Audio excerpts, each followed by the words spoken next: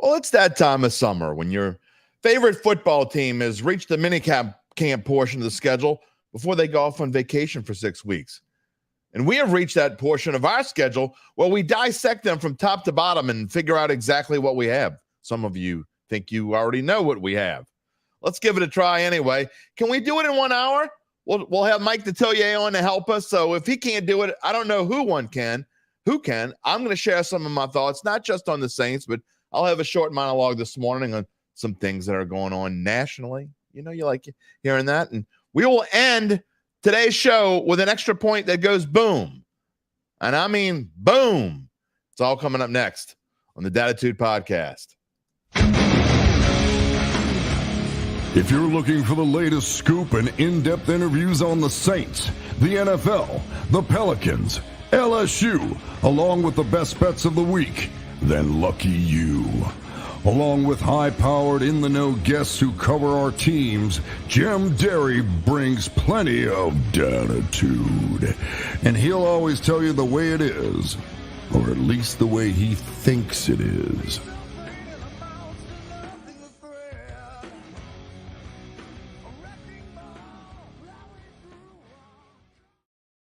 Where you at, New Orleans? And hello to my friends elsewhere, everywhere, out there, who, like me, want to go into hibernation for about 8 weeks until football is back. That's when when you're getting close, you start getting a little antsy.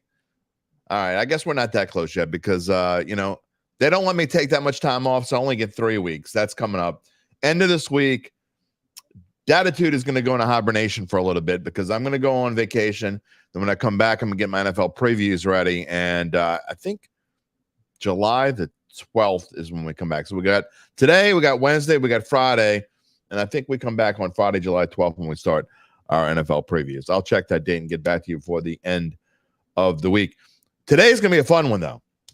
We have Mike Detillier on, and I'm telling you, when Mike comes on this show, it is always the most watched, listened to, whatever shows, because everybody knows Mike Detillier. And everybody knows that Mike knows what he is talking about. We're going to get to him about 11:15 this morning. But first, I got to tell you, of course, you know this anyway, this is Dattitude, episode number 249, presented by Evangel Securities for a Monday, June the 10th, 2024. Where's the time going? June the 10th. I'm your host, Jim Derry. You know that already. Whether you are watching on one of our NOLA.com social media channels or listening to the podcast, as always, I thank you for being a part of the show and a part of the Dattitude family. That's right. You can be a part of the show. All you have to do is type something in. Like, what's up? What's up, Rocky? Type something in, comments, whether you're watching on YouTube, whether you're watching on X, Facebook, doesn't matter. You type it in, we will see it. We will talk about it, and especially if you want to have a question later on for Mike. It's my man, Joe. What's happening, Joe? It's that Southern band, my friend. Glad to catch an episode lot. I'm glad to have you here. How's that Southern band doing? They don't play LSU this year. We don't have the same kind of magic going on. All right. If you want to type in a comment, we'll get it up here. If you're listening after the fact on any number of places, including wherever you get your podcast, Apple, Spotify, wherever, every major podcast platform, we are there. You can send me a comment via email at jdarrettheadvocate.com. And also a reminder, if you haven't done so already, our ever-growing YouTube page, growing by the day. Just find us, search for Dattitude. You'll find it. Click on subscribe. And if you want to be nice and click on the like button, you can do that as well. All right, let's get into some things this morning around the world of sports before we bring on Mike. Gabe brought up an interesting point to my attention that I didn't realize, and it happened less than 12 hours ago. The Pac-12 is officially dead. And what do I mean? I had to ask, what do you mean by that, Gabe? Well, Oregon State lost last night to Kentucky in a super regional, Kentucky advancing like a lot of other SEC teams to Omaha in the College World Series. The Pac-12 is dead. Oregon State is out, and there's nothing else for the Pac-12 to do. They'll move on to other conferences. The remaining teams will move on to other conferences. It's kind of sad. You know, I've always been kind of negative. I've always been blasted the Pac-12 because I always thought they were overrated. And for the most part, they have been. But it's still kind of sad. One of the top 5 conference, one of the Power 5, I guess it's the Power 4 now. Can't say Power 5 conferences anymore. It's a Power 4. It's kind of sad. And that's where college sports is going now. And it's going the way of the SEC, Big Ten. If you're not a part of the SEC, the Big Ten, the ACC, Big 12, no one really cares, right? That's why, you know, I used to, when I was growing up, obviously, and until, you know, a lot of you guys hate when I say that. But when I was growing up and well into my 20s and whatever, and LSU was playing Tulane, and, you know, you look forward to those games. They were fun. You wanted, you know, you wanted LSU to beat Tulane. But now it's like, you didn't like Tulane when they weren't playing. Now it's like, I root for Tulane. I root for the most part, ooh la la. Before, you would just hate those teams because it was like state rivalries. They actually meant something. And now it's like, if they don't, you'd much rather beat, obviously, Texas A&M or, of course, Alabama, or especially Ole Miss. I mean, it's now, you don't even care about Tulane. If you're an LSU, you don't even remember the rivalry. If you're younger, I don't know, than what, 35 or 40? Maybe even older than that. You don't even remember the rivalry. Do you remember it? I can tell you this. I had some Tulane friends, and when LSU lost Tulane football 48-7, and I had to go to school 2 days later, people were bringing the newspaper and rubbing it in my face. Just saying. So there's that. I'm telling you, man. It's not there anymore. So anyway, RIP to the Pac-12 there going. What about I told you this the other day. Does anyone care? Boston Celtics, Dallas Mavericks. I mean, I'm bringing it up because it is the NBA Finals. I mean, I feel like obligated to like mention it at least. Is anyone surprised? The Celtics, they won by 7. The Mavericks looked, at least in the first half, looked like the Mavs were going to give them a game. I meant to bet on the Mavs last night. I wish I would have because they were 7.5-point dogs. They lost by 7, so I would have won the bet. Had a good weekend, by the way. Triple Crown. Did you catch the Belmont Stakes? I did. Trifecta and superfecta, baby. I don't know, man. I tell you, this goes to show that there can be straight up luck in betting because I went 3 for 3 in my trifectas for the Triple Crown races. And I'm not going to sit here and lie to you and tell you I'm a horse racing aficionado because I'm not. I love watching horse racing, but I don't know. I mean, what did I do? I went and did what a lot of people do even during the football season. And maybe it shows me that I need to pay attention and do a little bit more research during football season. And I do plenty. But all I did was go read what the experts. I put together a handful of about 8 experts, I guess. And those 8 experts told me what I needed to know and cash the tickets. Cash in the tickets. That's all we want to do. All right, we got one more thing to talk about before we bring Mike on, and I have to tell you about my friends. So give me 1 second. Before we move on to the rest of the show, 1 second. No, maybe like 60 seconds. Talk about my friends at Evangeline Securities. Many of you know their story by now, and it is this.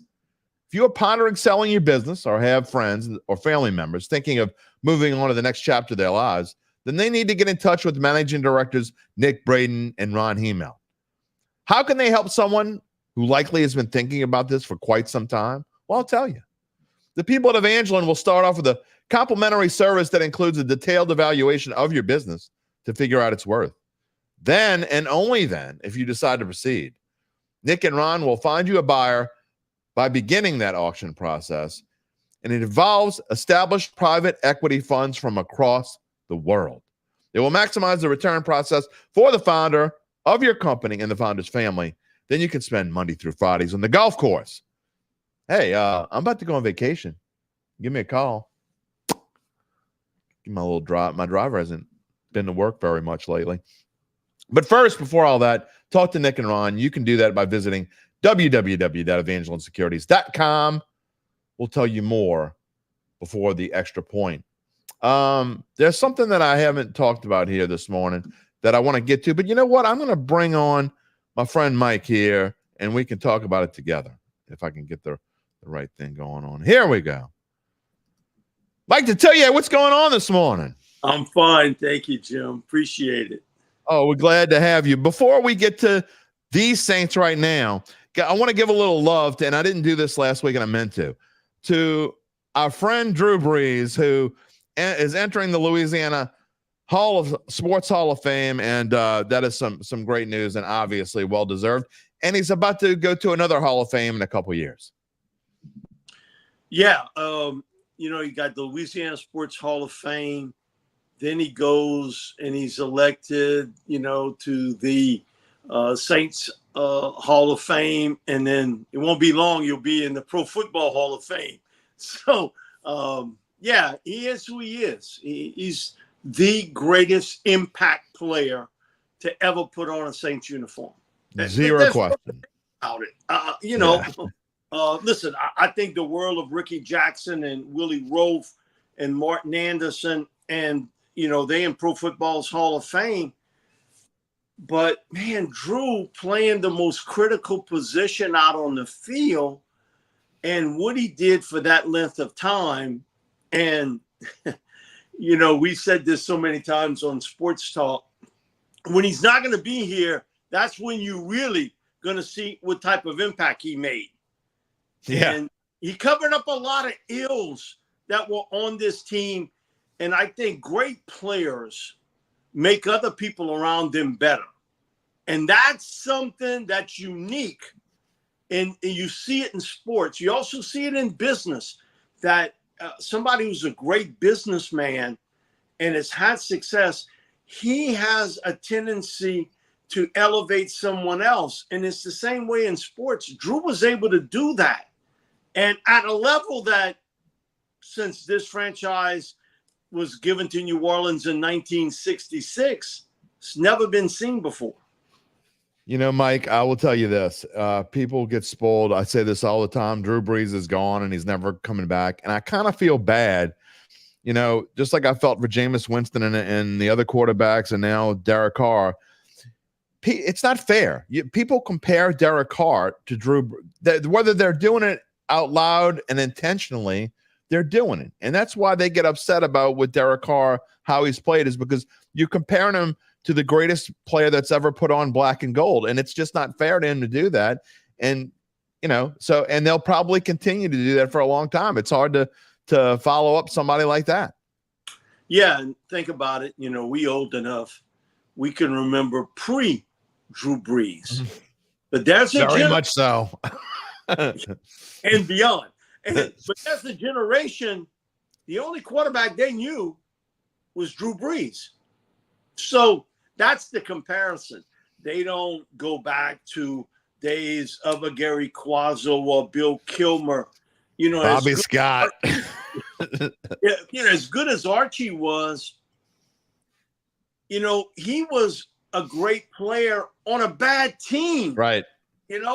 I can't tell you how many times we had Roger Staubach on a few years back, and Roger had we switched and he would have been in Dallas and I'd have been with the Saints, my career would have looked like his. 100%. As good or better than I was. And okay, Roger Staubach saying this. Okay.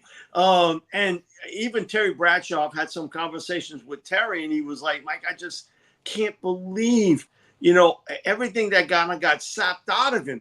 People that say he's not a great player, because they got these statistical nerds today. All they want to look at is stats. They don't realize the other part of this game. If Jim Plunkett's career would have ended in San Francisco, okay, think about, he had early success with New England. Then he got traded. He got cut, released by the 49ers. The Raiders picked him up on waivers. They won the Super Bowl. And they won Super Bowls with Plunkett. I mean, so it redefined his career as we remember it. Today, you got to know a little bit about football to remember when he played with the 49ers. That's absolutely right. So it's a different time, different world. And also, too, Tom Brady redefined how we look at quarterbacks, okay? Because now everybody's going to be compared to Brady. You know, at one time, you were maybe compared to Bradshaw or to Montana or to Elway. Today, it's Brady. Okay, that's unrealistic to think in the free agency world as we exist. Someone else in your lifetime and mine will do what Tom Brady did. No one. Not going to happen. No one's going to do that. I'll say that even about Mahomes. As good as he is, he's not going to rack that up like what Brady has. I don't know. You win 2 in a row. You got at least you got a jump start. I mean, he's got 3 now, so who knows what can happen. Dattitude podcast this morning with our friend Mike Detillier, who helped kind of like start this rebrand thing. We started on March the 1st. And here we are on June the 10th doing the same thing, presented by Evangel Securities. We got some comments here. Mike's going, who that going to beat them Saints? We'll find out. We'll find out. Brian, we're going to get into that's a long comment, but we are going to get into the O-line and D-line this morning. I promise you that is coming. And Rocky saying DA is not the problem. Maybe he is. Maybe he isn't. We'll get into all that with Mike this morning. All right. We are now entering a period that, you know, you talk about young Saints fans or younger than us who might only know the Drew Brees era and expected playoffs every year, right, Mike? We went through a period of a decade and a half where it didn't always happen. You went through that rough 3 straight years of 7-9. But other than that, you expected to go to the playoffs every year under Sean Payton and Drew Brees. And now it's been you're 3 seasons removed and going to a 4th since the last time this team made the playoffs. Can they turn this thing around? Because there's one thing you told me the last show that has stuck with me, and I've used it multiple times, and it's that the Saints are in football purgatory, and it's hard to get out of football purgatory, isn't it? Yeah, it really is. It takes more than prayers to get you out. It's harder it's easier to get into heaven. Yeah, the prayer part might get you out of the real purgatory. The football purgatory, no, it takes players. And, this is the time of year that I think you can, in your own mind, shape what your first thoughts told you weren't correct. Okay, we're old enough in life. Most of the time, my first impression is the very best. And agreed. That this team is stuck in football purgatory. It's not so much Derek Carr, the receiving core, Alvin Kamara, Demario Davis. It's 2 things. Your offensive line today, you know about 2 starters, Eric McCoy at center and Cesar Ruiz at right guard. That's all you know about. That's right. Everything else is 52 pickup. The car's all over the Well, tape. you know Fuanga will be starting. You just don't know where yet. Yeah, and I watch. We have a deal at training camp. Bobby's like, Mike, go watch the lineman. Because he likes the pitch and catch part of things. Mike, go watch. Course. And so he'll sort of look at my notes and what is this stuff like you're kind of drawing with? It's footwork.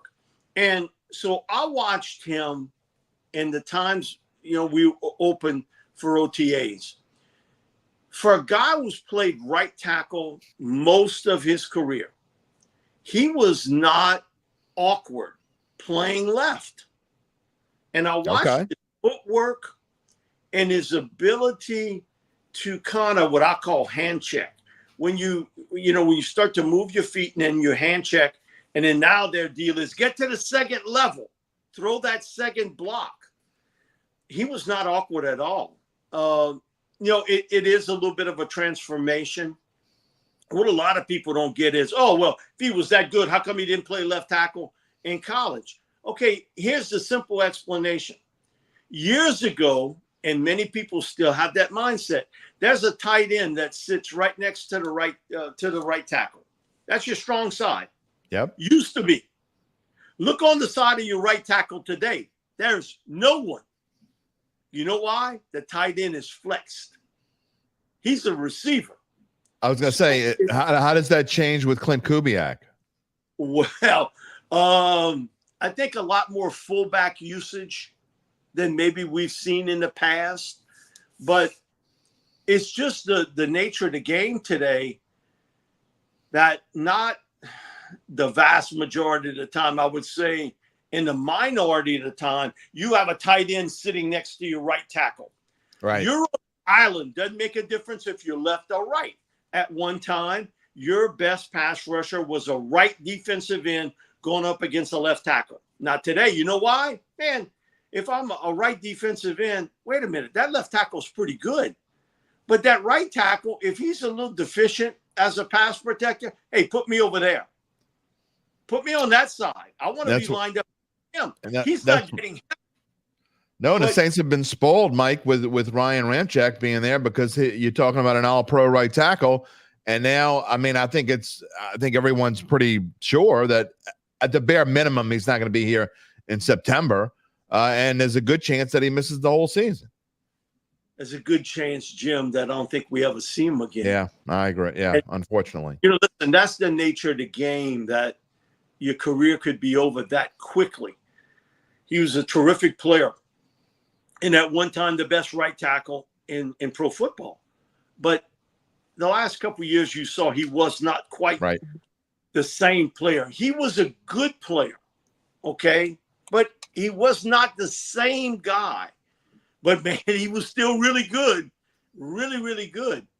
And so your thought process on right and left tackle changes now. Think about the Saints. They drafted a guy who played predominantly on the left. Now he's on the right, and they drafted another guy who predominantly played on the right. Now he's on the left. It is part of the sport today that you see. Christian Wirfs, when he was at Iowa, was a right tackle. He came into the league right tackle. What they've got him now, he's on the left. And, you know, Wirfs now saying, wait a minute. You want me to play left? Hey, I want to get paid like a left tackle. Uh-oh. You see, that opens up the can a little bit on certain things. But playing the position now, you're not getting a lot of help. Either way, you're on an island. Either way. But I like what I've seen from Fuaga. He's a big man. You can tell he's got a bit of nastiness in him. I thought he was the best run-blocking tackle in the draft class, the best. And that may have been why he was on the right. Because if you watched Oregon State a lot, they predominantly ran toward the right side. So that would make sense. But I think he's a heck of a player. But there is a transition with him going from right to left and from playing defensive ends in the Pac-12 to the NFL. Exactly. You're not seeing them guys every week. No. Now, transition is quicker than Penning, because I always thought Penning's problems was his footwork. Almost immediately, you could tell he was sort of tangled with his feet, and he was off balance. And, as good as a run blocker as he is, he struggled in the pass protection part of things. So I like what I saw of Fuaga, and I know he's coming off a foot injury, but Kool-Aid McKinstry, he ain't watching. He's playing. Now, I don't know where he'll play. I think he'll play in the slot with the Saints. Before you get to that part of it, Mike, I want to ask you something, though, because I want you to talk me off of a ledge here. When you talk about Fuaga playing on the left side and he's used to playing on the right, and Penning playing on the right and used to be – talk me off of a ledge. Tell me that this team can make this work, because right now what I see is we don't even know who's going to play left guard at the moment. So I'm going into this season, and as I look at it with Pete gone now, and you take another piece of the puzzle out, you take Pete and Ramczyk out of the puzzle. To me, I'm looking at this with they had one of the 4 or 5 worst offensive lines in the league last year. I think they're worse now. Tell me I'm wrong. Please tell me I'm wrong. Well, I'm not going to tell you you're wrong, because I'll get back to the initial question. My reasoning why you stuck in football purgatory is 2. 1, your offensive line issues you have not solved with one draft choice. Okay? And I don't know anything about Trevor Penning playing on the right. None. Nick Saldiveri now being your left guard. He didn't play a lick last year. Nothing. The second part is last year against really good teams, you could not get a pass rush to save your life. You could not. You look late in the year where they made a little run, but when they played the Rams, when they played Detroit, did they get a pass rush on Goff and Matthew Stafford? No, they did not.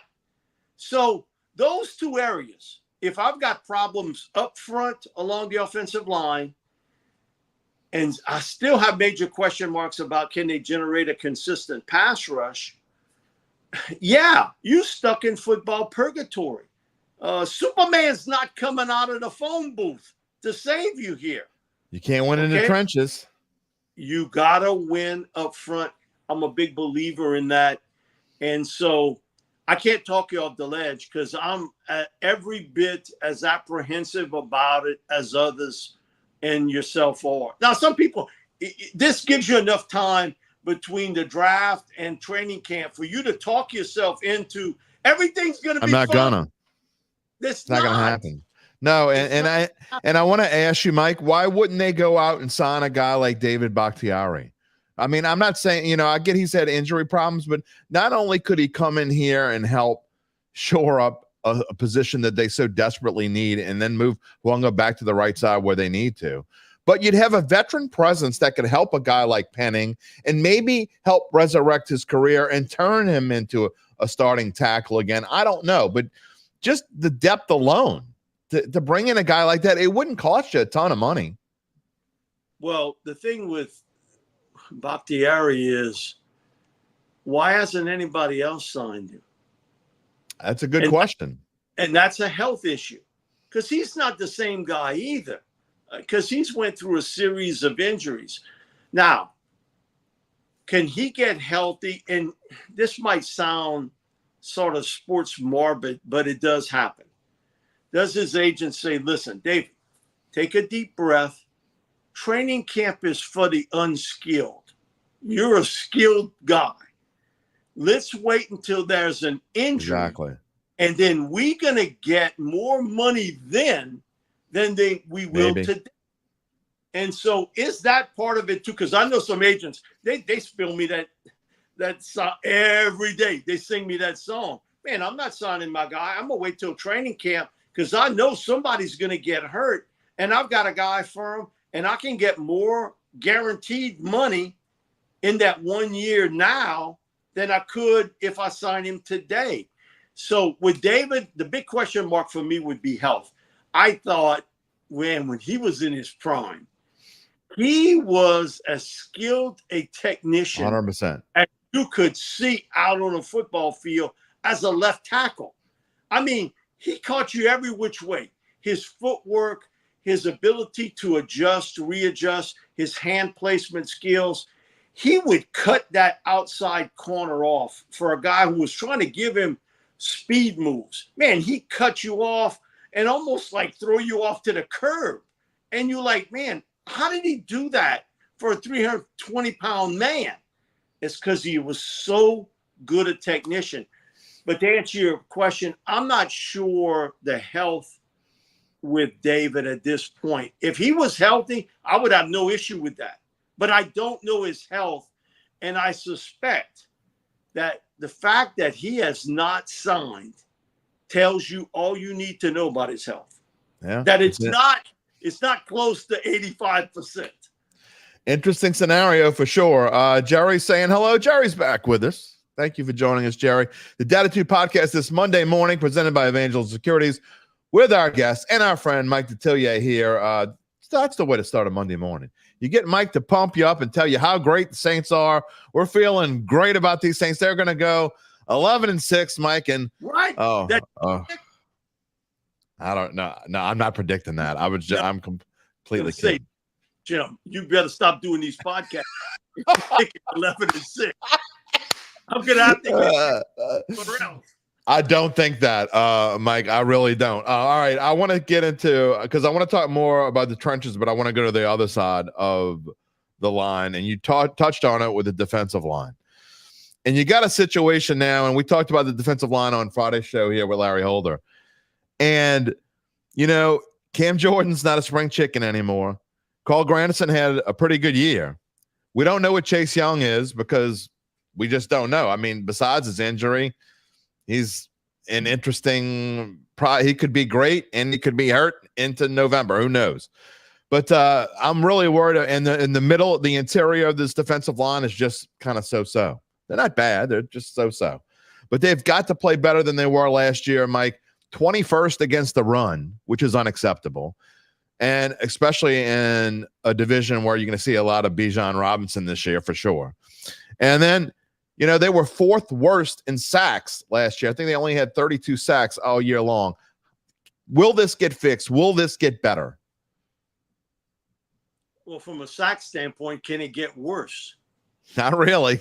32 is pretty bad. You are at the bottom end tier. Now, because when you bring that up to people, well, let me tell you about the pressures. Well, look at the pressures. You weren't very high on that either. So, you're trying to play semantics here. To me, the sack part is a major tale because you affecting the quarterback and dropping him for losses. What drove Sean Payton crazy about Russell Wilson was not the interceptions. Russell took sacks. Man, Sean would tell you, man, that's the worst thing in the world. I agree. We are in 6, and you get a quarterback sack, and now it's 3rd and 15. Yeah. Okay. That really kind of hurts you to get at that 3rd and 16 play that you can pick up the first down. I do think it's a major part of the game today, putting pressure on the quarterback, affecting the quarterback. That has to get better. It's not going to be one guy. It would have to be a little bit of a committee situation with a Chase Young who's got talent. You can see when he's healthy and he's tuned up, and he's really good. But it's to get that guy, and the X factor to me would be Isaiah Foskey. Oh, We didn't see anything of Foskey last year. Anything from Peyton him. Turner. Well, Peyton Turner, okay, he might have one really good game, and then he's out for 4 weeks. Yeah, right. Okay, the question with Peyton is not about talent. It's about sustainability, okay? You're not doing your team any good if you on the sidelines. So I would have said him, but I've been through this scenario before. Foskey, to me, when I look back at what he did on a Notre Dame team today, you couldn't tell me one other defensive player on the Irish squad. He was it. When I had to play Notre Dame, so to speak, that's the guy I made sure I got to take care of. He seemed overwhelmed with the NFL. Yeah, 100%. Overwhelmed. Can he come in here and give you, even if it's 5 sacks, okay, 5. The other guy, and I brought this up numerous times, once they signed him, and that's Willie Gay. Because I think he's a major addition. I think it's undersung addition.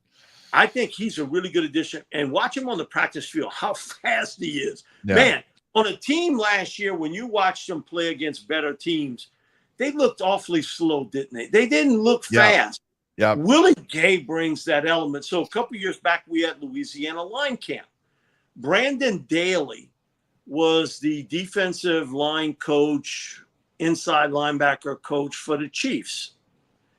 And so him and I were talking on the Sunday for an interview, and he was like, Coach Reed brought it up to us about we got to find a spy guy on defense because he says, all these quarterbacks coming into the NFL, all of them can run.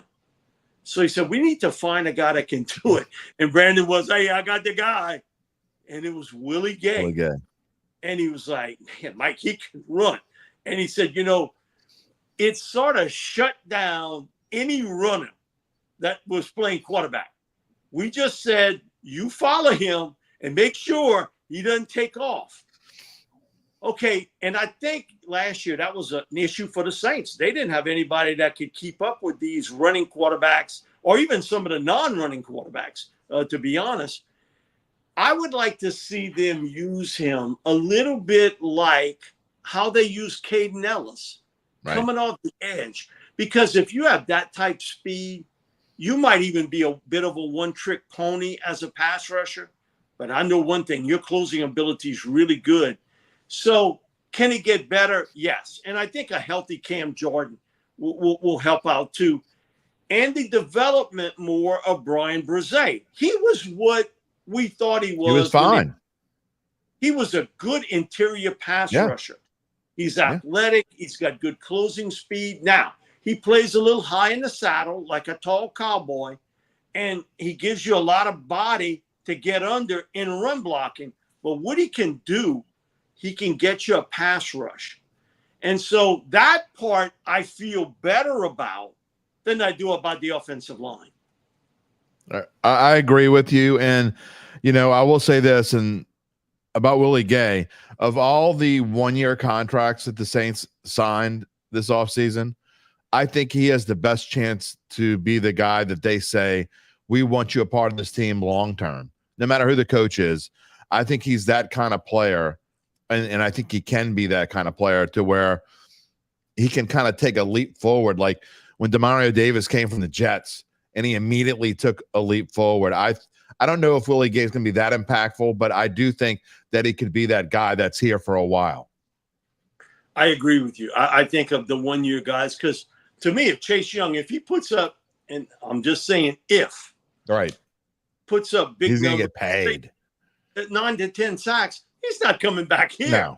He's cashing that ticket and he's going with 100%. another next year. But I think Willie, being from the area, understanding Demario Davis in his age, that would be a transition very, very seamless on that part. Yeah, I think that would be a very good thing for the Saints. All right, we've talked about the questionable spots of the Saints, and I'm putting that politely. Let's talk about a couple strengths, and I think the strength of this team is in its defensive backfield. And one thing you talk about now, look, if Lattimore is really coming back again, I've said this before, I'm gonna say it again. I'll believe Lattimore is back when he's actually back. When he's wearing that jersey on opening day, Mike, in the Dome against Carolina, I'll believe he's back. But until then, I don't know that I necessarily believe it.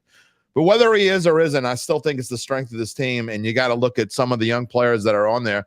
You started to talk about Kool-Aid. I would love your thoughts there. Debo, one of the most unsung guys, I think, really at that position in the NFL. All sorts of players, young players back there. Alontae Taylor is going to make another run at it. I think he had a great season last year. So anyway, just talk about your thoughts of the defensive backfield and if you agree with me that this is the strength of this football team. Yeah, I agree. It's the strength. In the history of the Saints, it's probably the one area cornerback. They've never really had players at one time. Johnny Poe, baby. Yeah, Toy Cook and Toast. Solid. That's where you're going at. Lattimore's the best cornerback to ever put on the black and gold. What happened to him, to me, I think in this world today, when you have a talent that like Lattimore, you have to come to a meeting of the minds here to say, hey, look, let's make this work. You're better with us than us trading you and getting a 3rd round pick. Come on, you better with us. Make us better.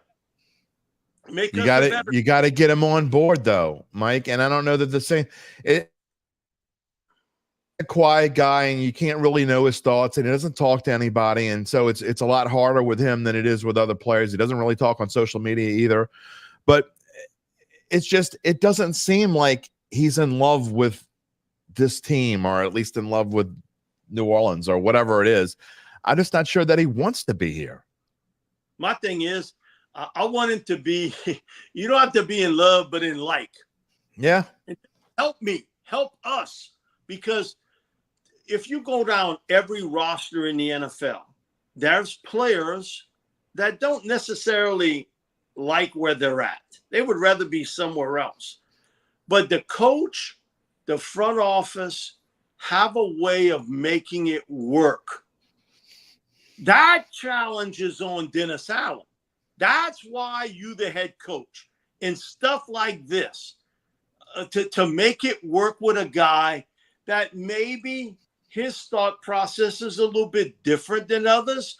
Maybe he doesn't necessarily believe in everything that you're spinning, but make it work. That's why you the head coach, because you got to be a psychologist major at this point. You know, and he hasn't been able to do that. Has not been able. But that's what makes, to me, great coaches great. Have the ability to turn a player who's maybe not totally sold into that, say, hey, look, you might not be sold into it, but give us everything you've got and be here. You trust DA to do that, Mike? Was that? You trust DA to do that? No, I'm saying I don't. Oh. At this point, no. I agree with you. I sort of got to see it to believe it at this stage, but you got to make it work. I'm not. They do. Again, I'm not a charity group. I'm not giving you away to someone. Yeah, and a third round pick would definitely be giving him away. You started to talk about Kool-Aid. I want to get your thoughts on him. And if Lattimore either doesn't play this year, I got to be honest, I don't think he's long for this team anyway. So whether he plays this year and then is gone, whatever, he's not going to play his entire career in black and gold. I'd be shocked if he does. Okay. So tell me what you think about Kool-Aid, and can he be that heir apparent? I think initially Kool-Aid, and this is just my thought process, Alontae Taylor didn't look comfortable in the slot. He looks much more comfortable outside. Yeah. I thought Paulson Adebo made a big jump up last year. I thought his play really stood out for me. His skills. Alontae, I think, is much more comfortable outside than in the slot. With Kool-Aid, it doesn't matter. And I think about Kool-Aid. Okay, you're a 5-star recruit. You come to Alabama, and Pete Jenkins has this line, and it's memorable. And Kool-Aid almost repeated it the night he got picked. How is it when you sit in that room with Nick Saban? Now, you know what Nick coaches. He coaches defensive backs. He's in every meeting, every skull session, every X and O, everything. And he said, when you in that meeting, and Pete says, you're in that meeting with Pete, it's 3 things. 1, he's coaching and teaching. Secondly, he's telling you your techniques on this deal should be this, not that. And the third thing is he's chewing your butt. And he said it, and nothing oversees the 3 on that. The first 2 things he's coaching and teaching, then he's chewing your butt. And he says he's like that with players. Kool-Aid almost repeated the exact same thing, but he said, look at what happened with me. I just worked so hard that I refuse for him to get in my head. Midway in his freshman season, Kool-Aid was starting on Alabama's team. A true freshman starting. That doesn't happen often. Man, listen, you got to really be trustful a guy for Nick to say, hey, kid, get in there. You got it. Yeah. So his learning curve mentally is going to be real sharp. He's going to turn the corner sharply. And he's played a little bit in the slot. He's played a lot outside. So I think initially he'll probably play inside. And I would move Alontae back outside, and that sort of thing.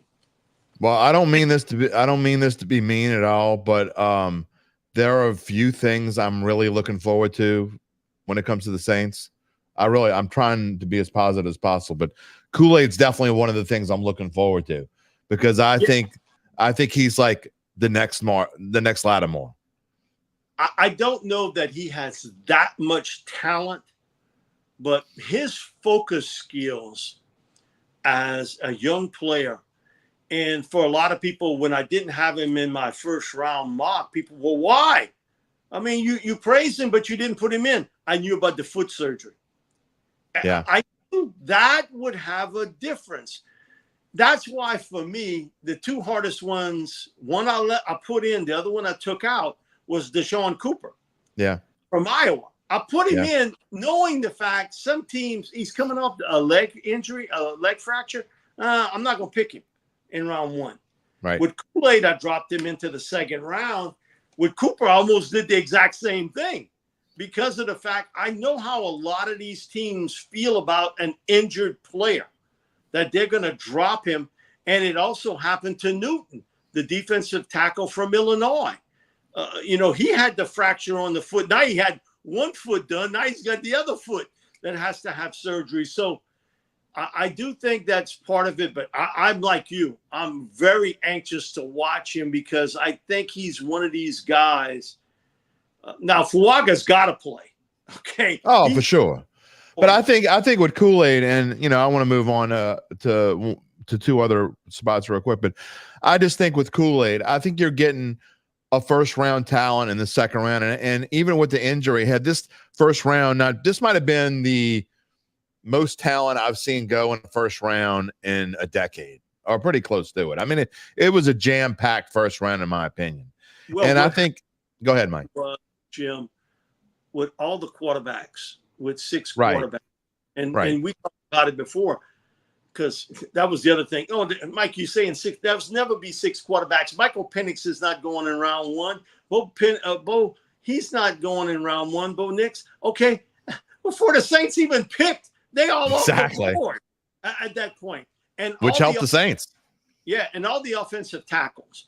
It was an unusual year because you don't see that many guys that can play tackle going round 1.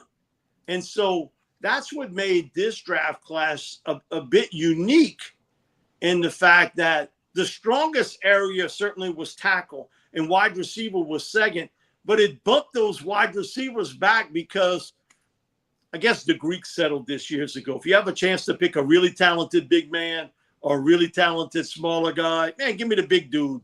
And that's what happened. Exactly. And we talk about winning in the trenches. And if you can't win in the trenches, I mean, to me, Philadelphia, the reason why they made the Super Bowl a couple of years ago was because it wasn't because they had that great a talent everywhere, but they were maybe the best team in that year in the trenches on both sides of the football. And I think that's why they ended up winning the NFC and going to the Super Bowl. And they took a step back last year. And now they lose Jason Kelsey. So I don't know where they're going, but I just think we say it over and over again. You got to win in the trenches. And Fletcher Cox.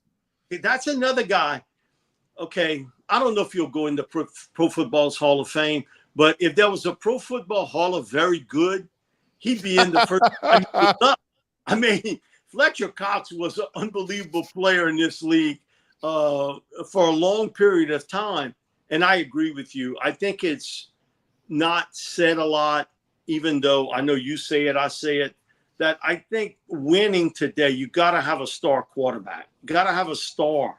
Not a good player, a star. But you got to be really good in the trenches. I think about Super Bowl Sunday. If the Chiefs didn't have Chris Jones, okay, there were 2 plays in that game that Jones, and I don't know how the second one got in, no one touched him. He comes in free, and the receiver's open. Everybody, Brock Purdy missed the pass. Okay, you got a 330-pound guy beating down on you. He had no choice. He had to get rid of it. Those type guys are game changers. And it's not every play, but every so often they make a play and you go, wow. Man, remember when he was sitting out in the offseason last year, Mike, and the Chiefs started panicking a little bit, and you notice he was on the field. They're like, we're not screwing around with this guy. He's going to be here, and he makes that much of a difference. Yeah, and I think we get into this. Tommy Tucker and I talk about this often. Tommy laughs because, they always got some guy. Somebody's down, it's next man up. Okay. Tell me who the next man is, Gene. The next man's not Jones. The next man's not DeMario Davis. The next man, okay, the Falcons. Okay, for as much ridicule as Matt Ryan got Where was that next man up? Desmond Ridder. That was brilliant, wasn't it? Okay, come on. There is a difference, but I think as males, a lot of males have a difficult time admitting someone is better than their guy or them. And I'm just telling you, if you think if Chris Jones goes out and it's next man up, that next man ain't even in his area code. So you got to understand that. And, we started the show talking about Drew Brees. Okay, perfect example. Look at the quarterbacks this team has been through in a very short period. Insane. It's like it was in the old days, Mike. It's like, when the Billy Joes were playing and you were going through and you had Danny Werfel at the same time. And it's like, all I can see is this picture of Danny Werfel's helmet on backwards. And again, that's where I feel like sometimes we're at. So I'm hoping Derek Carr can bring some stability, but people aren't giving the dude a chance because they keep comparing him to number 9, and it's just not fair. No, he's not going to be that type player, and that's just the bottom line. But they'll say, okay, what happened? Why is C.J. Stroud so good? Okay, C.J. Stroud is an outlier. You think of what rookie quarterbacks struggle with each and every year. It's unreal what C.J. Stroud did last year. And at the Manning Passing Academy, Peyton talks to the counselors, and that's just a couple of weeks away. There's probably 45 to 55 starting college quarterbacks that come to Nichols as counselors. And Peyton was like, hey, listen, you got my number. You can call me at any time. I'll try to help you out if you feel as though I can help you in any way. But I'm only asking for one thing.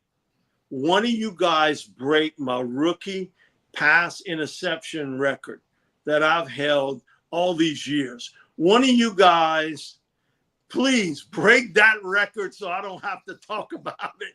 And you can see what Stroud did last year. There aren't a lot of guys that can say they did that in year 1.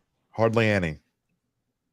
In my lifetime and in your lifetime, in year 1. Hardly any. I mean, it just doesn't have, even Pat Mahomes. He didn't. He wasn't even playing. He watched because he wasn't ready. Yeah. And my neighbor Joe Clark, he passed away a couple years back, but he coached 50 years in the NFL. He was a quarterback out in California, and then he goes to the Browns. They had Otto Graham, and he was coached by Paul Brown. So he's like, I don't know nothing about take it easy on quarterbacks, because Otto was worse coaching quarterbacks than what Paul Brown was. But he says, everybody has a learning curve. And he said the worst thing in the world is to throw that young quarterback out there when he's not ready, because eventually the Wolves are going to get him.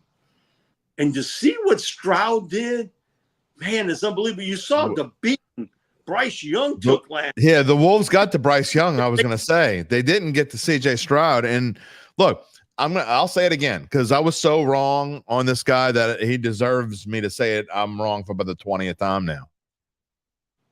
I certainly thought that Bryce Young was going to be the better quarterback. And I think a big part of it with C.J. Stroud was the fact that I've never seen an Ohio State quarterback do anything. So this one sure did. And I don't think it's a fluke. I don't think it's a flash in the pan because of the things you talk about. He made receivers that in the grand scheme of things are just probably average or maybe a little better than average. People are talking about the skill players that Houston has. Well, they're great skill players because C.J. Stroud played that good. I agree. I know one thing. Nico Collins is saying, thank you, Lord. Exactly. Thank you for him coming to Houston. I just cashed in big, on that deal because of one guy. Okay? And exactly. He personal growth. He did. But C.J. Stroud made everybody better. And I do think if you think about turning a franchise around in 1 year, they were flatlined as a franchise. Flatlined. And they make 2 real smart decisions. One, they brought in DeMeco Ryans. He was the right guy at the there's right no question to take over this football team. They picked Stroud And then they make a smart maneuver to get right back up in the draft, and they pick Will Anderson Jr. Yep. So you got your leader on offense and your leader on defense for the next 10 years. You got your trench guy on the defense, and you got your 10, 12-year quarterback on the other side. I mean, it's sheer genius, if you ask me. And we use the word genius and Texans in the same sentence. I know. My friend Gabe Henderson's back in the green room smiling from ear to ear because he's a big Texans fan. He lives in Houston, huge Texan fan. In fact, I do want to. There's one. I want to wrap. We're going to wrap it up with the Saints, but I didn't know if I was going to use this slot or not, but I put it up there. You see the odds. Imagine this now. You look on there, and Houston is basically even money to win the AFC South. That's kind of incredible. And then, Mike, to go from where they were, if you would have told me last year this time that next year Houston will be a plus 105 to win the AFC South, I tell you, you're absolutely insane. Yeah, I agree with you. And again, it goes to show it can happen with that lightning strike. That's what that is. Players, right coach. And now you're a coveted franchise for other teams to go to. Yeah. Okay, that doesn't happen often in any sport. They made it work there. I give them a lot of credit. I think the crazy thing is what's going to happen in the NFC North. I think the biggest battle, it's like Joe Burrow, baby. Because I think who survives this? In a fact that Green Bay, I think, is a really good football team. Very good. We talked about it Friday. The Bears are an improved team, but I got to see Caleb Williams at quarterback first. Make this work. Minnesota, I think, will sort of ride the roller coaster a little bit on how things are done. And then you got the cock of the walk. And that's the Lions. Because for me, if they're going to run and have a Super Bowl run, it's this year.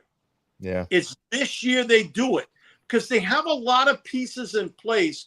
But now you're starting to get a lot of young players that say, wait a minute, man, I won't get paid. You can't keep all of them. No. That Lions-Packers battle for the title there, I think, is the biggest must-watch in the NFC this year. And here's why I give the edge to Green Bay. Because I look at Campbell and the way he coached that team. I think some of the mistakes that he made come back. He got lucky on most of them. I think they come back to bite him. And not only that, the fact that they paid Goff that much money, which is insane to me. I get that he's a good quarterback. It's fine. He's okay. But to pay him the kind of money they paid him, more than a Patrick Mahomes or whatever, I just think that those things come back to bite you when you do those things the following year. I'm not saying Detroit's going to be bad. I just think that Green Bay, which in my opinion is one of the best coach teams in the NFL as well, is ready to take that next step. And I'm not sure they're going to give it back. I don't know. I love the way that Jordan Love improved from beginning of season to the end. And I like the way that Green Bay played as a whole. And I just think they're going to be a force in the NFC, period. I agree with you. I think Jordan showed so much maturity. And it goes back to another man. Saints should have drafted him, by the way. Was that? Saints should have drafted. I was sitting there when he was available, and I know Drew wasn't ready to go yet, but I was like, the Saints need to draft Jordan Love when they had the chance. But that's just, We had Man Academy, and I'm in a group, and we watching Jordan throw the football. And he was an arm thrower. And to watch Peyton Manning walk up to him and say, Jordan, set your feet, throw with your lower body, set your feet, throw with your lower body, use everything, because if you keep using that arm and just your arm, you're going to sail these passes in the NFL. And there's two things that goes bad if you throw high in the NFL. One's an incompletion. The second one's a tipped and an interception. Yep. So he said, you would break my interception record if you get play. But he said, set your feet. I watched him last year. The first half against the Saints, He was arm throwing everything. Unbelievable. By the fourth quarter, watch how he threw the ball. Set with his feet, throwing it. I'm like, whoa. I heard Peyton kind of not jumping, but sort of give him some hints on, hey, set your feet, throw with your lower body, not just with your arm, because you're going to sail those throws. And he became such a force. Then you go out and you get Josh Jacobs. You got a young receiving core, young tight end group. Offensive line isn't as good as it's been in the past, but it's above average. The Lions have a big advantage. Yes, they do. Now, where Green Bay has the advantage, defensive line. I think Green Bay overall, that front seven is and coaching better than what the Lions do. So, man, those games are really going to be interesting. But it's the other two teams that may decide it. Because on that any given Sunday, does Caleb Williams get hot? And look at the receiving core he's got. He's got a good one. And now you get Montez Sweat back for a full season as a pass rusher. And the Vikings have shown that they're a dangerous team. Now, he got to JJ McCarthy's not any good. Sam Darnold, to me, he's on the all-potential team. For the 6th year? Every year, he's on the all-potential team. And so, but you never know how you catch them because of the fact they have enough weapons. And now with Jefferson back in the fold, that they could be a dangerous team at times. I just think they're the fourth team. I think the Bears take the leap to the 3 spot. I don't know about putting a lot of eggs in the rookie basket. I don't know that could happen back-to-back years. I know you won't agree with me on this, but I wouldn't be surprised if it's Green Bay, Chicago, and Detroit's 3rd. I'm just saying. I'm not saying that's how my NFL preview is going to work out in a few weeks. I'm just saying. You better change that one, Jim. All right, all right. You know, I usually take your the 3-2, and you'll be okay.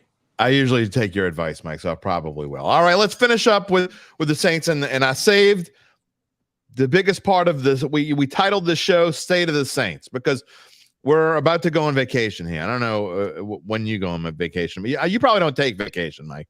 You probably don't go in it. Yeah, I'll take them.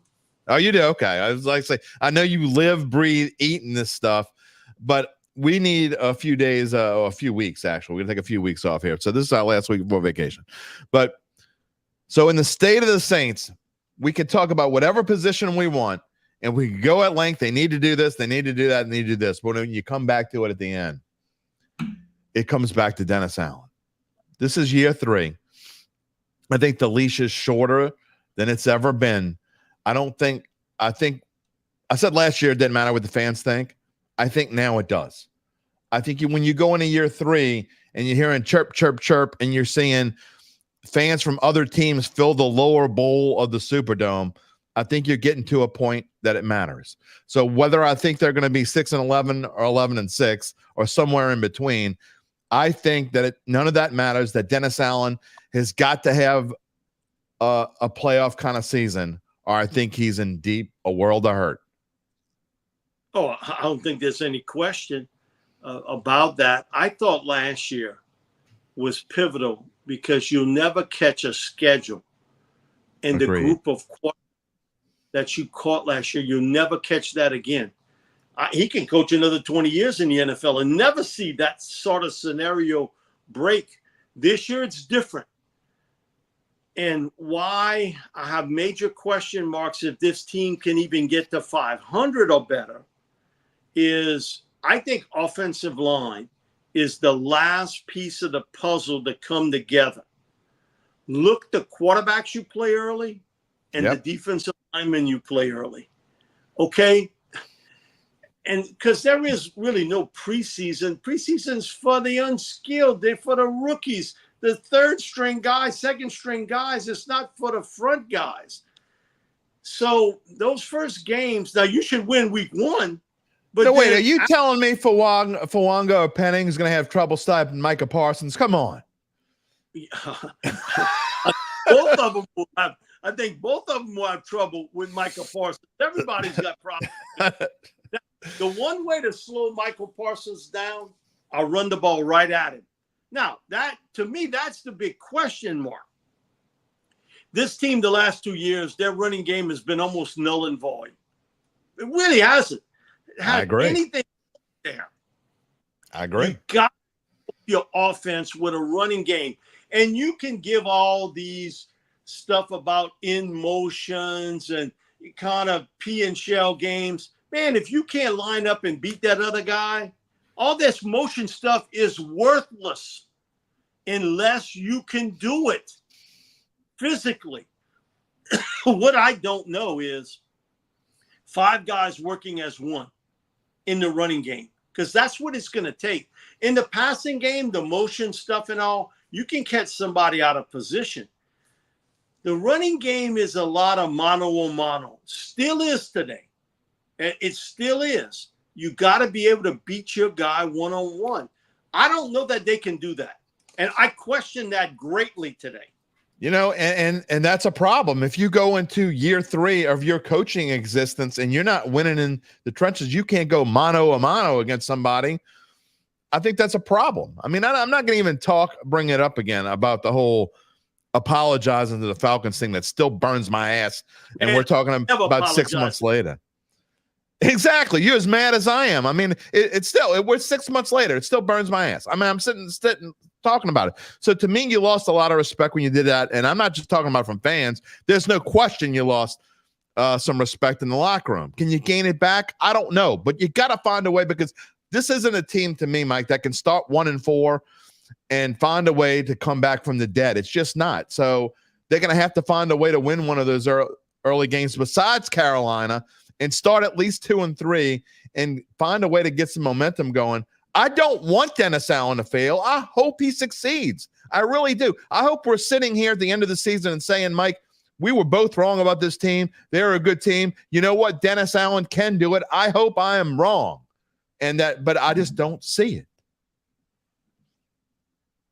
I don't see it either. I think you stuck where you'll be an 8-win, maybe stretch to 9. But I think you're probably 8-9 team this year. 8 wins, 9 losses. 9 puts you in a really weird spot, because then you're kind of like in that I don't know, purgatory. Maybe that's the right word. Maybe because then if they win 9 games, they might keep them again. I don't see that. I think you got to win it this year. I don't think the fans are going to say, okay, you win 9 games, you don't make the playoffs. No, that's not going to work this year. That's not going to sell it to the fans that way. You did it this year, but now you have seen a complete turn. I've seen more people on bad Saints teams praise the coach more than what they've done with Dennis. Do you you've been in that spot 100%. Do you think at any point, you would know better than probably anybody, do you think at any point that Miss Gale steps in and says, what are we doing here? And look at the bottom line of where the money is? No, I don't foresee her being the one to make that call. I really don't. I don't either. I would just wanted to see if someone thought differently than I do. And look, I don't know. Again, another thing you would know better than me. I mean, you know, Mickey's no spring chicken anymore. And I'm not with the people. I know there are a lot of people who want to fire Mickey Loomis. I'm not in that camp at all. I think Mickey Loomis does a great job. I really do. But sometimes you don't see the whole picture, I guess. And it was clear that Dennis Allen was going to replace Sean Payton from the beginning. And I think, Mickey was kind of thrust in that position. But how long does Mickey want to be a part of? Because if this doesn't work with Dennis Allen, to me, you almost have to tear down some things. And you have to kind of do what the Texans did. They got lucky, right? I mean, I don't care that you brought in the right coach and you got the right quarterback. You still struck lightning in a bottle. But I think the Saints, if this doesn't work out this year and you replace your head coach, I think you kind of got to start over. And I don't know what that means for like a guy like Clint Kubiak. It's a complete mess if this team doesn't win this year. Well, they've set up themselves for that this is all chips in. But if anybody thinks Mickey Loomis is going to get fired, you can forget it. Exactly. Mickey's going to leave on his terms. 100%. You don't understand. And he should. Part of this real situation when eventually something happens with Miss Gale.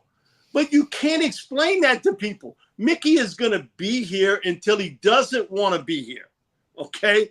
So you can like that or not like it. Somebody wrote me on text the other day, Mike, you sound like he's working for the civil service. Well, that's pretty much it. He's not going anywhere. He's not until he wants to. And people don't understand when we say that, it doesn't necessarily mean we think it should happen or not should happen. We're just telling you that's how it is. I mean, because you're 100% right. It doesn't matter what Joe Blow thinks on Mickey Loomis, because Joe Blow is not going to, doesn't have any say whatsoever. Miss Gale's not going to fire Mickey Loomis. I agree 100%. I guess my question was, how long do you think that Mickey wants to be a part of this? Do you think that he would want to be a part of a rebuild again at 65 years old or whatever he is? He's made the comment, I know one day I'm going to wake up and I'm not going to want to do this anymore. He said, but that's not today. I don't know how he feels about if he has to say, you know what, I get the hammer, I got to break this up, but I want to be part of the rebuilding. I don't know that because only one person does. That's true. That's Mickey. That's only true. one. That's Mickey Loomis. I guess you're right, Mike. And I guess we're going to find out. But last question here as I'll let you go on this Monday morning. Dattitude podcast brought to you by Evangeline Securities. Mike Detillier here with us. And you've kind of led to it. I've said 6-11. That's what I think this team is right now. And I do think it's a mess. And I do think they need to start over. Whether they will or won't, I don't know. But I don't think Dennis Allen survives at 6-11. But that's just my opinion. As we sit here in June and you have the right to change your mind, we hope to have you on before the season starts. Again, maybe in September, late August. What is your prediction right now for what you think this team's going to be? 8 wins, 9 losses. And that's not good enough, and that gets your coach sent out of town. Yeah, I don't. You can't survive 8 wins, 9 losses. But you stuck right in the middle. You're not real bad, and you're not real good. Right. Stuck in purgatory, the football version. I can't get that out of my head, Mike. You stuck. It's like a bad song that just keeps pounding in here over and over again. You got the football purgatory. You know what? I'm just gonna go with and use it if that's all right with you. Yeah, it's cool with me. Mike Detillier, always a pleasure. And I tell you what, you're the man that goes in the trenches, just like you did back in the days playing with Bobby and Coach O. You go in the trenches and you pull it all out for us. Thank you. Thank you. I appreciate it. I didn't play with them. I played against them. Okay. No. We gotta draw the bottom line here. They were, they lived south of the intercoastal, so they had to go to south. Okay. I should have known that. I made a big boo-boo, but you boys. We're both in the Fouche Parish, but it's one of those type of deals. You all friends now, though. You all friends now. We're good friends then. We're good friends today. So tell them hello for me. It's been a while since I talked to Coach O. I hope he's doing well. He's doing real well. He sent me a picture the other day. He's on the beach. He showed me his 2 feet, and they got 2 sailboats. He said, "Is that you and Bobby on the sailboats?" And we right ready to go on the air. I'm like, man, I didn't tell you what I texted him back, but and he was like, "Mike, you don't use bad language often." I was like, "Okay, don't send me that right before I go on the air." Well, I used to cover Parker and Cody in high school, and he would always come up during practice whenever I go out there at a game, and he'd come make sure to tell me hello. And so I miss talking to him. Mike, we'll talk to you soon. I'm going to take a little break here, and hope you get some vacation as well. Hopefully, we'll have you on end of August, early September, and we'll make our final predictions then. All right. Thank you, Jim. Always my pleasure, buddy. Thank you, Mike. Mike Detillier here on the Dattitude podcast. Again, always, I'm not, we've had some great guests on here the past few weeks. Now, some of them are our guys. Some of them used to be our guys. Mike is everybody's guy. Mike just knows more than everybody else. He just does. I How he does it, I don't know. I'd like to know. But he knows everybody, and he knows about everybody. So that's why we have him here on the show. All right. Moving on. It's been a long one. We don't usually have shows this long, but we thought today was a good one to do it. State of the Saints. What do you think? I don't know. I hope I'm wrong. I said this. I hope I'm wrong. I want Dennis Allen to succeed. I don't know how else to put that. I want him to be a different guy behind the scenes this year. Can he? Absolutely he can. Do I think he'll do it? Probably not. But that doesn't mean I don't think he can do it. I see the right things so far this offseason. I see certain players kind of coming to his defense a little bit more because they know they have to. They know for them to succeed. I mean, a guy like Cam Jordan, this might be his last chance, right? I mean, this might be it for him. I mean, realistically, this could be it for Cam Jordan. I mean, it's probably not ideal for him to say, okay, this is it with this team. You saw Ricky Jackson at the end of his career go to another team and win a Super Bowl with San Francisco 49ers. I don't think you can see that from Cam Jordan. I think he's made up his mind that when he leaves New Orleans and when he leaves the Saints, that's it. And it's but it's coming to that point. And there are other players as well. Demario Davis hasn't got that much long. Is he going to play beyond this year? Probably. But would it surprise you if he didn't? Not at all. This team goes like 6-11 as I'm predicting, or even 7-10. Does a Cam Jordan and Demario Davis want to stick around and be a part of this team longer? I don't know. I doubt it. Maybe Demario Davis, but I don't know about Cam Jordan. All things we will talk about Wednesday with Zach Ewing, Friday with Luke Johnson. We take a little break and we come back. We start doing previews, and before you know it, it'll be training camp. That's where we are. But maybe I'll change my mind. Maybe I'll be more optimistic as we get closer to the season, and I see things maybe in training camp, and maybe they make a move. Again, just because I'm trying to be optimistic and tell you what I think is going to happen, again, it's what I think is going to happen, what I hope are two different things. So there it is. All right, time to move on. Before we get to today's extra point, let's continue our story real quick. You don't want to miss today's extra point, by the way. We got a little clip for you, too. It is uplifting. We had enough. It's been more pessimistic than optimistic today, I guess. So we're going to finish with an extra point that goes boom. You don't want to miss it. But we've got to continue our story very quickly about our friends at Evangeline Securities. We tell you how it works, and we stress that if you're thinking of selling your business, you won't find anyone in Louisiana who can help you more than Evangeline Securities. Now, you might be in a situation where you've been wondering what your business is worth. The truth is, you really can't know without the help of an expert. That's where Nick Braden and Ron Hemelt come in. We told you all about how they will go through an extensive evaluation to figure out the biggest question weighing on your mind. When they finish with that auction process that involves established private equity funds from across the world, they will maximize the return process for the founder of your company and for your family. Why Nick and Ron? Because they came back from the hustle and bustle of New York City, the Big Apple, to serve the people they love back home in South Louisiana. Yeah, maybe they wanted a little gumbo too. I don't know. Red beans and rice. You can't get that up there. Jambalaya, oysters. I mean, I could go on. You get it.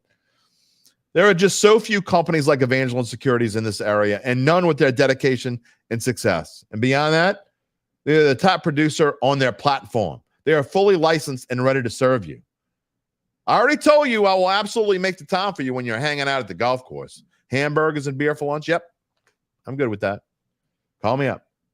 You know how to get in touch with me. Meanwhile, you can get in touch with Nick and Ron at www.evangelinesecurities.com. Okay, extra point time. Oh, yeah, baby. How many of you are old enough to remember this one? Gabe Henderson wasn't even born yet. June 8th, 1996. For Friday's extra point, we went all the way back to June 8th, 1991. He wasn't born then either. The game that got it all started, LSU's victory over Wichita State in the College World Series title game. They gave the Tigers their first national championship in baseball. So let's keep it rolling. Same day, just 5 years later, June 8th, 1996. LSU had now won 2 titles and was facing the the mighty Miami Hurricanes going for a third. Bottom of the ninth. 2 outs. LSU's down 8-7 with a man on third in one of the craziest, incredible baseball games one will ever see. Up comes Warren Morris. He was a Tigers team leader, but he was anything but a power hitter. In fact, he was injured for much of the season and was playing in just his 28th game. And the thing is, most sane, rational Tigers fans were hoping he could just knock in the tie and run off of Robbie Morrison, who was one of college baseball's top closers. But you know what? Morris had other ideas. He said, let's finish this thing now. Now Warren Morris hits a deep drive down the right field line. That ball is gone! LSU wins the College World Series on a home run by Morris.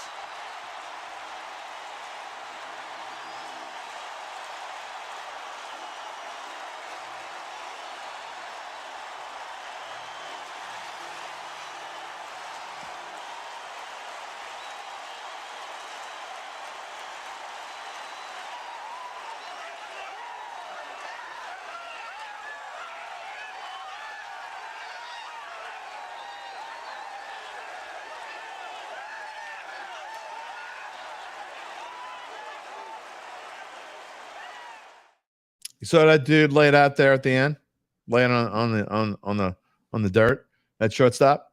It's Alex Cora, now manager of the Boston Red Sox.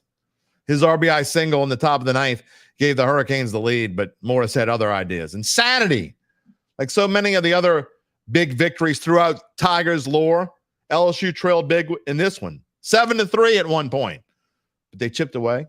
They didn't seem to mind if they trailed in the ninth. Most Tigers teams don't seem to mind if they trail in the ninth. That's who they are. Fun stuff. Speaking of fun stuff, this show has been fun. Before we go, Jerry, I got to say this. Where is it at? Where is it at? His birthday is Friday. He was almost 12 on that day in that year.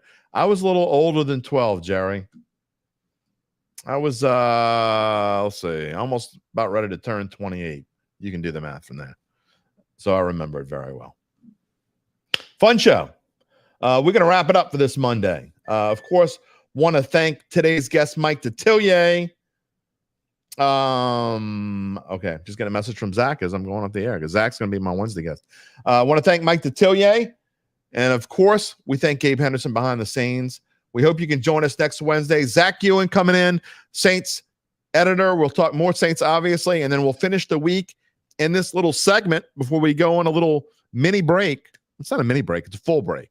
I'm going to be gone for, I think it's 4 weeks before we do a show again after Friday. And we kick into full-time football mode. When we come back, that's it. So Luke Johnson's going to send us into vacation on Friday, and we'll get his thoughts of where this team is. It'll be kind of a State of the Saints 2, State of the Saints 3. I mean, that's not what the headline's going to say, but that's what it's going to be. So we will see you Wednesday and Friday. A reminder, subscribe to our Dattitude YouTube page if you haven't already. Click the little bell to receive notifications when we go on the air live. You can also subscribe to the podcast on Apple, Spotify, wherever you get your podcast. Every major podcast platform, we are there. You can also find the replay of the show on NOLA.com/sports. We will see you on Wednesday. Everybody have a great early part of the week. We'll get you to hump day, and then we'll just slide on into vacation, and you'll be with us. Take it easy, my friends. If you're looking for the latest scoop and in-depth interviews on the Saints, the NFL, the Pelicans, LSU, along with the best bets of the week, then lucky you. Along with high-powered, in-the-know guests who cover our teams, Jim Derry brings plenty of Dattitude. And he'll always tell you the way it is, or at least the way he thinks it is.